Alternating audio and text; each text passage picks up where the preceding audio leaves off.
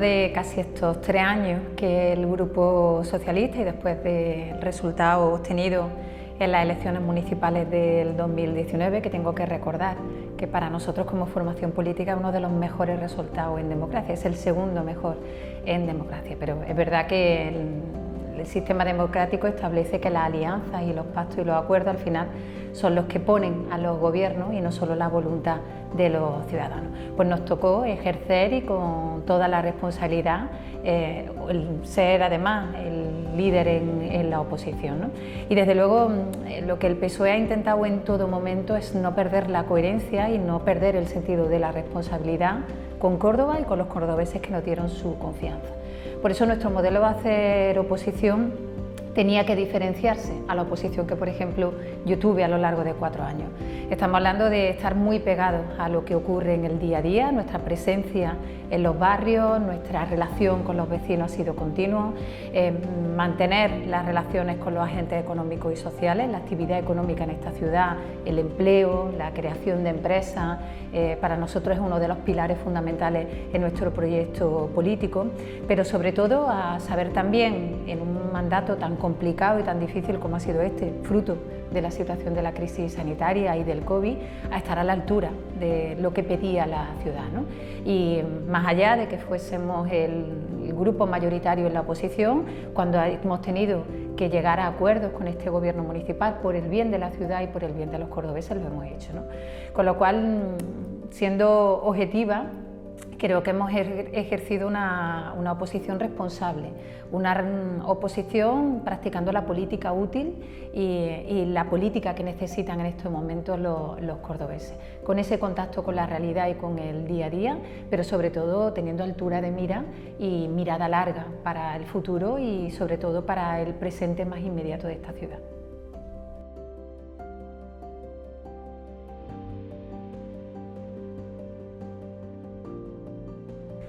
Ha demostrado que no ha estado a la altura, ha estado más, por un lado, en la confrontación con el Gobierno de España y con Pedro Sánchez. No ha habido medida que haya tomado el Gobierno de España que no haya tenido un calificativo negativo por parte del señor Bellido, y cuando a él le tocaba asumir su responsabilidad y hacer sus tareas con la ciudad, desde luego no ha cumplido. No hay nada más que ver esa primera semana del confinamiento y en la atención más inmediata que necesitaban muchos cordobeses y cordobesas, que era tener garantizado la alimentación. No se establecieron los mecanismos desde un sistema público y desde una red de servicios sociales como con la que cuenta la ciudad de Córdoba para garantizar que estuviera cubierta esa necesidad. Se volcó esa responsabilidad en las asociaciones, en los colectivos, en la ONG, en esa sociedad civil organizada, antes que asumir esa responsabilidad desde los servicios sociales del Ayuntamiento de Córdoba, ¿no? Hemos visto cómo hemos ido a la retranca, ¿no?, de lo que hacían otras ciudades y solo y exclusivamente nos dedicábamos a la propaganda. Esas campañas continuas por parte de la empresa municipal Sadeco de estamos desinfectando, estamos cuidando por usted, estamos en buenas manos, no se correspondía con lo que necesitábamos en este momento. Con lo cual el gobierno municipal no ha estado a la altura de lo que necesitaba esta ciudad. No solo que no ha llegado a estar a la altura, sino que en un presupuesto en el año 2020, que cuando llega el confinamiento, cuando llega la pandemia, estaba sin aprobar. No somos capaces ni siquiera de que tomen conciencia de que es necesario que el presupuesto se adapte a las necesidades. Tardaron muchísimo en aprobar el presupuesto del año 2020 y no se adecuaba para nada a lo que necesitaba la ciudad. No ha estado a la altura de los sectores económicos que necesitaban una ayuda, el sector de la hostelería, el sector de la restauración o el sector del comercio, que a día de hoy siguen esperando todavía esa ayuda económica que supuestamente eran para amortiguar los efectos de la crisis y los efectos de la pandemia. Si haces una valoración con un carácter global, lo que ha ido es a remolque de de las medidas que se han tomado en otras instituciones y luego intentando de alguna manera que el COVID fuera esa manta que todo lo tapa en cuanto a la ineficacia, a la incapacidad de gestión y a los errores que se han cometido por parte del gobierno municipal, y el COVID ha sido también una plataforma para que Bellido haga esa política de confrontación con la que gana puntos en Génova, con la que gana puntos en el gobierno andaluz y en la que desde desde luego descuida su responsabilidad como alcalde de una ciudad tan importante como Córdoba.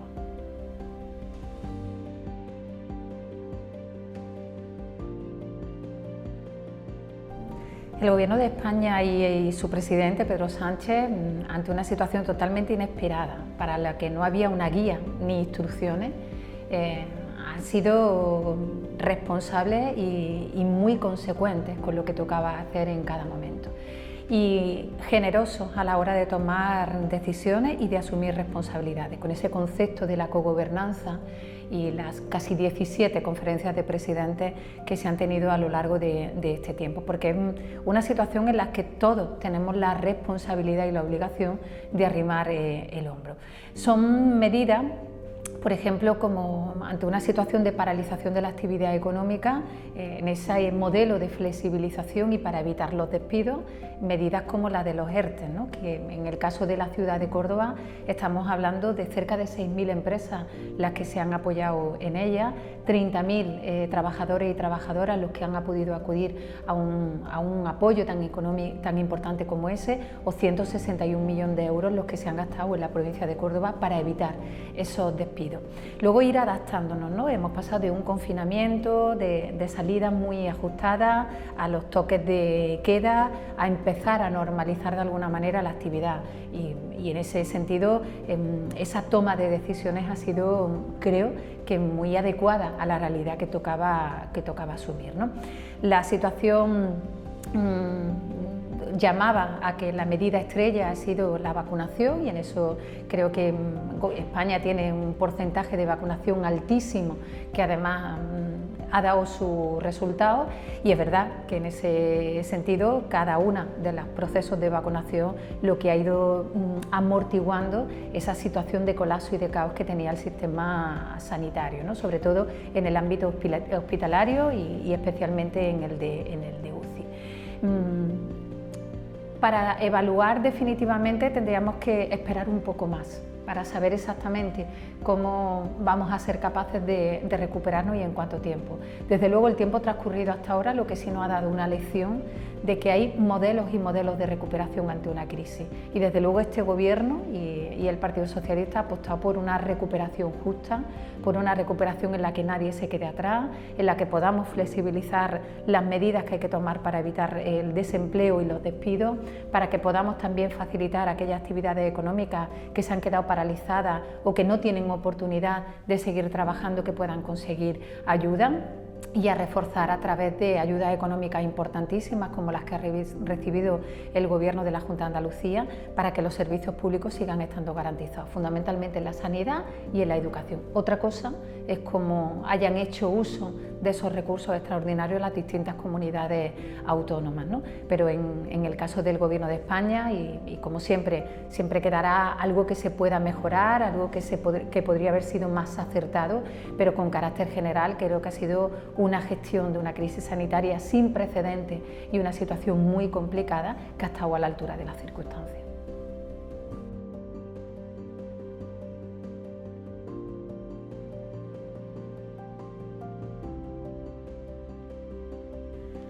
Bueno, Andalucía ha sido una de las comunidades autónomas que ha peleado por tener su autonomía, incluso a la hora de tomar las decisiones de cuándo quiere convocar sus procesos electorales, ¿no? Y ahora con este Gobierno y con el presidente Moreno Bonilla parece que toda esa autonomía y toda esa pelea se ha perdido, ¿no? Porque estamos con el rabillo del ojo esperando a ver qué es lo que ocurre el 13 de febrero en la convocatoria de Castilla y León para saber si al Partido Popular le conviene o no adelantar unas elecciones. Personalmente, creo que los mandatos están para cumplirlos y las legislaturas están para acabarlas, con lo cual adelantar procesos electorales hay que justificar el porqué. Y aquí desde luego no hay ninguna justificación que no sea los intereses electorales del Partido Popular y de Moreno Bonilla. Ante un adelanto electoral, yo sí le puedo garantizar que el PSOE de Andalucía está preparado, ha hecho todas sus tareas, ha renovado los equipos, llevamos muchos meses trabajando en un proyecto político que hable de recuperación justa, liderando sobre todo esa recuperación justa desde Andalucía, que hable de un proyecto de cohesión social y de respeto, de evitar la confrontación y la crispación como está haciendo el Partido Popular, y de un proyecto que hable de creación de empleo de calidad, de justicia social y de generación de oportunidades. Con lo cual, si Moreno Bonilla decide convocar, desde luego nosotros estamos perfectamente preparados. ¿Cómo se va a comportar la provincia de Córdoba? Una sociedad que es inteligente, que además es muy responsable y muy exigente, creo que le va a dar un castigo importante a las políticas del Partido Popular y de Moreno Bonilla con esta provincia. Empezando por la situación que tenemos en estos momentos y que yo creo que nos afecta a la mayoría de los cordobeses, que es el colapso y el caos en la atención primaria, ¿no? Tenemos un sistema sanitario público que es de referencia, que a pesar de esas ayudas económicas de las que hablábamos antes que se han recibido por parte del Gobierno de España para poderlo reforzar, no ha sido capaz de aprovecharlo y de hacer del sistema sanitario público un sistema de referencia. Las listas de espera, la incapacidad para que un servicio como el de salud Responde te pueda atender, la imposibilidad de poder hacerte un test de antígeno o una PCR en el sistema sanitario, incluso hasta de tramitar una baja laboral si es que has llegado a ser contagiado, algo que estamos viviendo y padeciendo todos los cordobeses y cordobesas, con lo cual eso le está afectando a una mayoría de cordobeses. La medida de eliminar unidades educativas en la provincia de Córdoba y de no reforzar los colegios rurales, ese elemento fundamental que hace que una aldea o que una barriada periférica cuente con el servicio básico de educación, es algo que creo que también le va a pasar factura. Pero si hablamos de infraestructura, y en ese sentido me quiero referir mucho más a la ciudad de Córdoba, la Junta de Andalucía no ha cumplido con esta ciudad.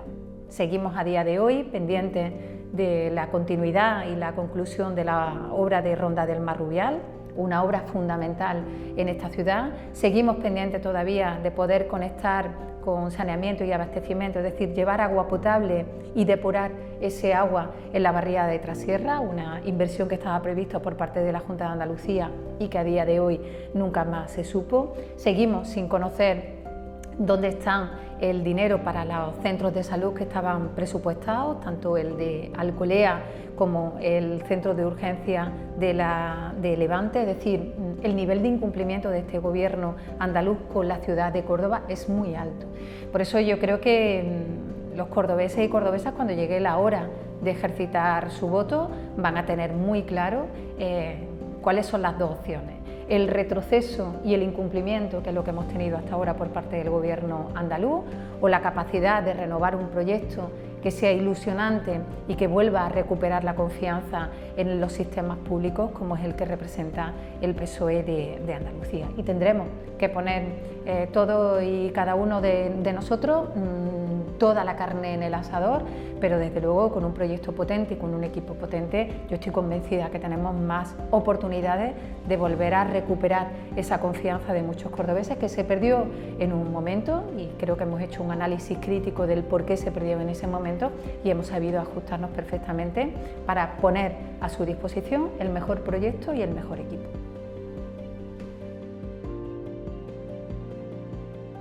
La atención primaria es lo que ha caído en saco roto. Es decir, para nosotros, que era como la joya de la corona, el saber que en 45 segundos tú llamabas a Salud Responde y en 45 segundos como máximo te respondían, eso que era un mecanismo que agilizaba el resto, eso se ha perdido. Y los centros de salud están cerrados no porque no tengan profesionales dentro, sino porque los profesionales están en otras tareas. Y en un momento como el que tenemos, se permiten el lujo de despedir a 8.000 sanitarios en el mes de noviembre y otros 12.000 que van a la calle en el mes de marzo. Esos 20.000 sanitarios no solo que son necesarios, es que son imprescindibles para mantener el sistema sanitario. ¿Dónde empieza a hacer agua? En atención primaria, donde cuando tú quieres pedir una cita, antes te la podían dar en 3 días como máximo y ahora no alcanzas una cita antes de los 14. Pero ya no solo para la situación COVID, ¿cuántas y cuántas patologías están siendo desatendidas? Nos contaban el otro día un dato importante, ¿no? que además afecta a muchísimas familias. Durante mucho tiempo, desde que a una mujer le diagnosticaban el cáncer de mama hasta que recibía la primera sesión de tratamiento, no pasaban más de 20 días. Y era 20 días que seguramente para esa mujer serían desesperantes, porque lo que quiere es iniciar el tratamiento para que empiece tu recuperación. A día de hoy no se puede, desde que se diagnostica hasta que se da el primer tratamiento, pasan 142 días. Son situaciones graves que están afectando a la atención primaria, que están afectando a la especialización, con lo cual es una ruptura del sistema que al final provoca que ante la imposibilidad de ser atendida por el sistema público, te derive al sistema privado. Eso es lo que hay detrás de ese desmantelamiento de la sanidad pública, desmantelando con el despido de los 8.000, de los 12.000, con los conciertos cada vez con más dinero a la iniciativa privada y con no sentarse con los profesionales sanitarios a gestionar y a planificar qué hacemos hoy, mañana y pasado. Un sistema sanitario es como un buque, no vira en cuestión de segundos, necesita tiempo.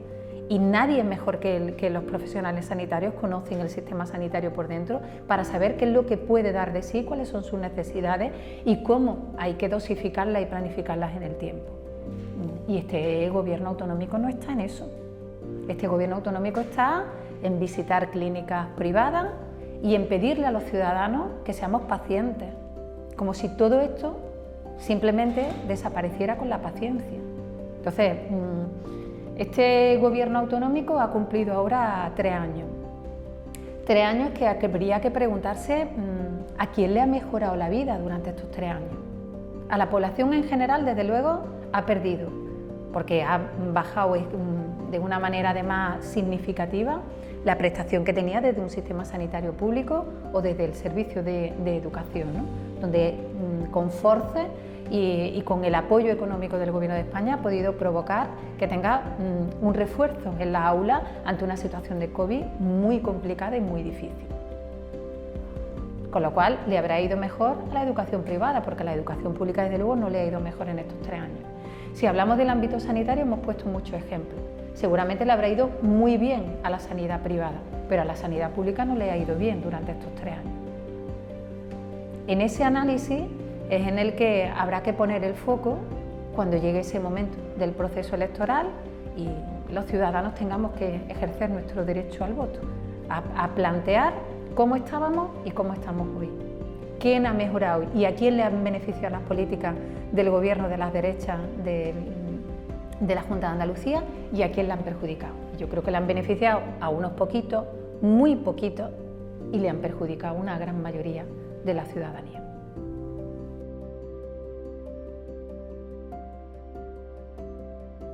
Yo te voy a contestar de una manera mucho más global, porque lo que hemos visto a lo largo de estos 3 años de gobierno municipal es un alcalde que no ha ejercido como alcalde durante estos 3 años.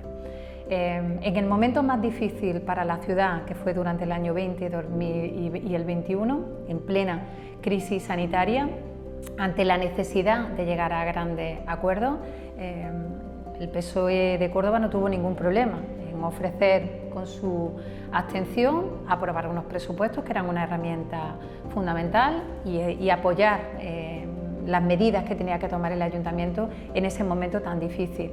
Todas las propuestas del PSOE de Córdoba fueron para sumar, para mejorar, para ayudar. Cuando uno llega a un acuerdo, tiene también la exigencia de cumplir ese acuerdo. Y en ese sentido, cuando ha llegado el momento de elaborar los presupuestos del 2022 y ver dónde estaban las oportunidades de llegar a un acuerdo para un gobierno que está en debilidad, que no está con mayoría, el Partido Popular y el señor Bellido sabía que con el PSOE no podía contar, pero no podía contar porque no se puede incumplir, no se puede despreciar el apoyo que se le dio el PSOE de Andalucía y volver a llamar a esa puerta. Nuestro nivel de exigencia es alto y la desconfianza que en este momento tenemos en la palabra del señor Bellido es absoluta, porque no ha cumplido. Su firma se ha quedado en un papel mojado. Ante esa situación, que es la imposibilidad de llegar a grandes acuerdos, que es lo que necesita esta ciudad, el señor Bellido no tiene ya otro recorrido que echarse en los brazos de la ultraderecha. ¿Cuál es la diferencia? que la ultraderecha lo que viene es a restar a la ciudad. Lo que viene es a poner condiciones que además no se entienden en absoluto. Que el sector turístico es un sector fundamental para esta ciudad, creo que nadie lo discute. Que como todo, tiene que tener capacidad para adaptarse, para flexibilizar, para estar a disposición del sector económico y de los profesionales, que tiene que ser una gran pantalla y un gran escaparate para la ciudad, eso no tiene duda. Lo que sí tengo mis dudas es que la dirección del INTUR, es decir, el batallón de cargos que hay por delante del INTUR, desde la propia concejala hasta el coordinador, el director general, la gerente, todos los demás, estén haciendo bien su trabajo. Pero eso no se discute y eso no se debate y eso no se analiza. Vox lo que pide es liquidar y dilapidar el trabajo que se hace desde el Instituto Municipal de Turismo. Y Bellido lo acepta. Esa es la diferencia, que las condiciones que le pone la ultraderecha, Bellido lo que plantea es su debilidad. Entonces, a cualquier condicionante que le ponga la ultraderecha, ya se llamen ordenanza, bajándole los impuestos a unos pocos y precisamente a los que menos los necesitan, estableciendo líneas e inversiones en los presupuestos que le afectan solo a una población y localizada en unos barrios muy concretos, y ahora liquidar el INTUR. Esa es la diferencia. Con lo cual estamos ante un alcalde que muestra su debilidad una vez más. Un alcalde que vino a gobernar para todos. Esos eran sus grandes lemas en campaña electoral. Y está gobernando para unos pocos y cada vez para menos. Un alcalde que venía a mejorar la gestión y está incumpliendo el periodo medio de pago. Los proveedores cobran más tarde que nunca en este ayuntamiento. 3 años de mandato y 3 años donde no hemos sido capaces de llevar un presupuesto en tiempo y en forma. Un presupuesto que además la mitad se queda en el cajón porque no hay tiempo. Y ya no hablo de la transparencia, por no decir la falta de transparencia en todos y cada uno. Un alcalde que venía a evitar las polémicas, y creo que a lo largo de estos 3 años no ha habido etapa en la política municipal que haya estado más salpicada de escándalos, algunos de ellos que han acabado y que continúan y que van a tener mucho recorrido en los juzgados. Y un alcalde que en ningún momento ha puesto los intereses de Córdoba por delante de los intereses de su partido. Lo ha demostrado con la ronda del Marrubial, lo ha demostrado con esa crispación y esos ataques al Gobierno de España, es decir, un alcalde que va a pasar durante estos 4 años sin despeinarse y sin arremangarse por la ciudad. Quiere pasar de puntillas, que vayan pasando los meses, que acabe este mandato, donde él ha hecho ya méritos, donde tiene además la excusa del COVID para taparlo absolutamente todo. Pero los proyectos de Córdoba siguen ahí. ¿Dónde está la ronda del Marrubial? ¿Dónde está el puente de Alcolea? ¿Dónde está la conclusión de la obra de la Normal? ¿Dónde están cientos de proyectos que se quedaron sobre la mesa del mandato pasado? Porque lo único que ha aportado en este mandato ha sido la base logística, y una parte de mérito tiene el Ayuntamiento de Córdoba en su conjunto, no solo el equipo de gobierno, el Ayuntamiento de Córdoba con todos sus grupos políticos, pero desde luego es una apuesta del Gobierno de España para que Córdoba sea la sede de la base logística. Con lo cual va a pasar sin pena ni gloria. Va a pasar como ese bien queda, que no va a asumir ninguna responsabilidad. Pero de todos los incumplimientos, el que a mí más me duele y al Grupo Socialista más le duele es precisamente el incumplimiento y el darle la espalda a los barrios. El nivel de suciedad es impresionante, iluminación deficiente la gran mayoría, conflictos con un servicio como es el del transporte municipal con la empresa Aucorsa, abandonados por completo los proyectos que había para Palmeras, para Morera y para el barrio del Guadalquivir, y siguen pasando los días. Y todo lo que se anuncia a bombo y platillo, grandes proyectos que se quedan en medias verdades, los grandes parques en los que se plantan los árboles se secan y tenemos que volver a replantar. Esa es la gestión del señor Bellido a lo largo de estos 3 años.